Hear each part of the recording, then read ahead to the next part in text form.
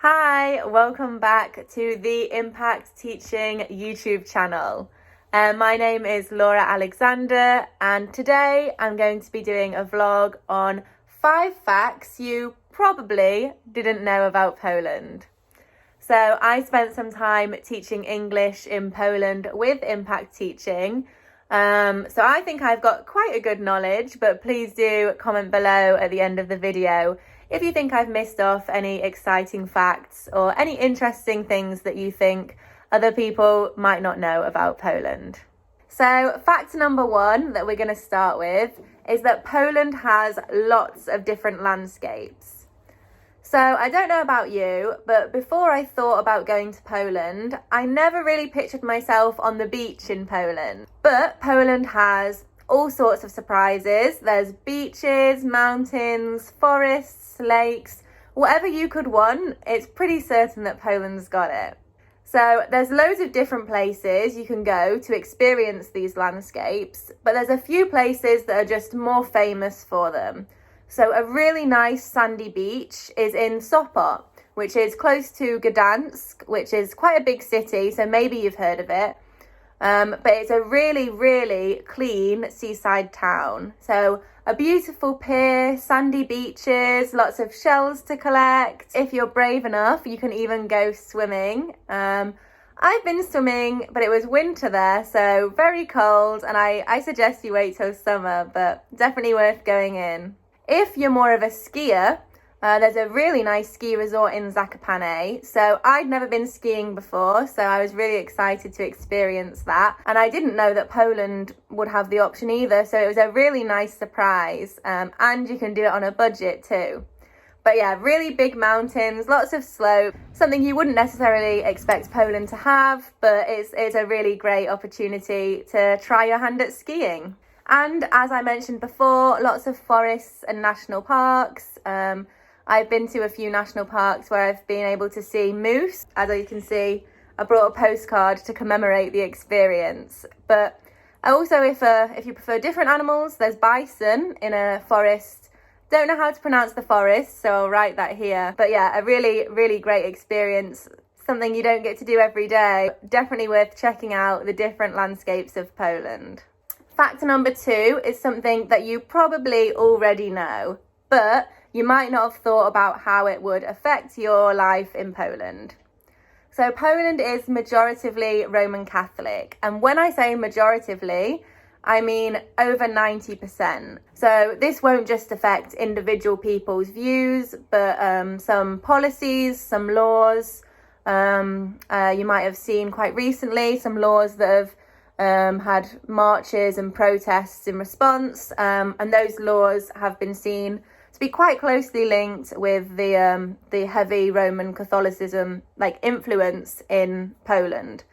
So this is just something to be aware of, as people tend to have quite conservative or traditional views, but definitely with the younger generation there is a shift to liberalism and more open-minded views. Fact number 3 is that holidays in Warsaw are a little bit different to what we're used to.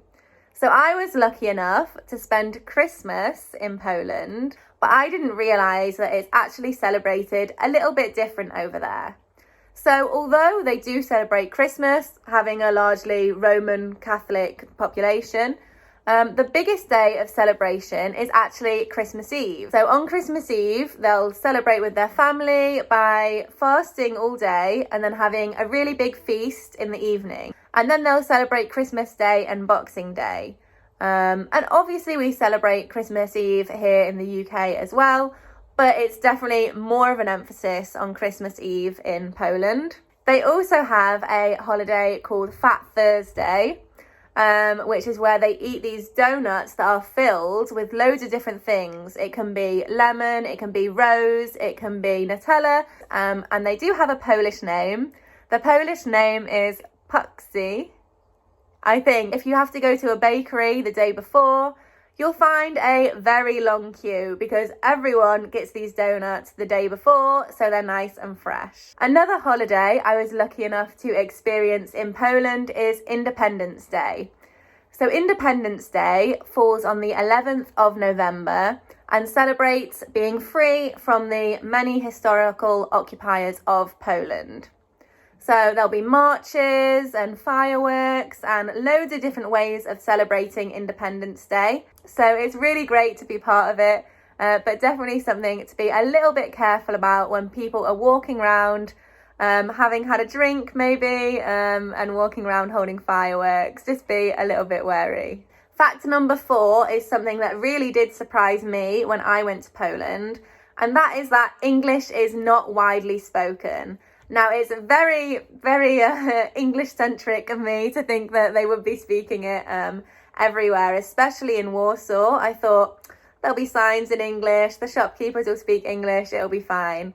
Not necessarily the case. So it's definitely handy to have a few Polish phrases that you can whip out in an emergency, or just make sure you always have internet access for Google Translate. And you'll find that even the people that can speak English might be a little bit reluctant to do so, because there is quite a nationalist atmosphere to Poland. You will find in some cities there is a lot more English spoken. So for instance, in Krakow, you'll find people are a lot more comfortable speaking English, and you'll also see some English signs. So our final fact for today, fact number 5, is that Poland is actually a lot more modern than you might expect.